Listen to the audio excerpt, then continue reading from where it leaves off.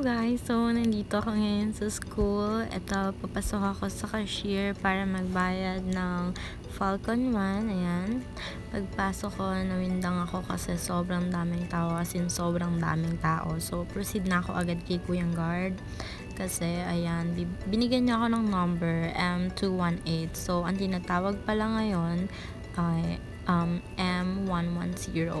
So, pinilapan ko muna student number, tas name ko, Ponsal Sharina, then yung course ko, Political Science, ayan.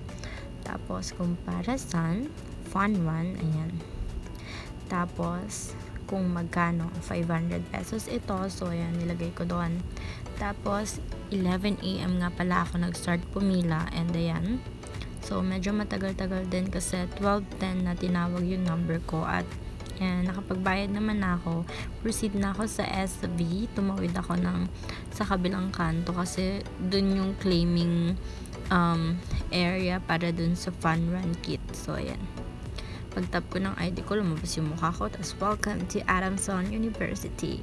Tapos, ayan na. Lakad na ako papunta dun sa claiming area. Konti lang naman yung tao, yan lang sila. Tapos, pe-present ko lang dito yung aking resibo. Tapos, hindi ko alam na may QR pala na kailangan ko muna i-open kasi kailangan ko mag-register doon para sa waiver. So, agree. Ayan, agree na natin. Nahirapan ako dito kasi ang lag ng cellphone ko, tapos ang bagal ng internet ko. Tapos, ayan na, paglagay ko ng OR number ko, binigay na nila sa akin ang aking Fun Run Kit. So, ito yung bag niya. Diba? Super cute. Tapos, sa loob niyan, merong, yan, yung aking participant number, 5K College, 4401, Punzal Sharina. Tapos, may 4 na pin pala yan. Kasi, siguro ilalagay ko yan sa t-shirt ko. Hindi ko pa alam kasi first time ko talaga. At wala na silang medium. Large na lang ang size.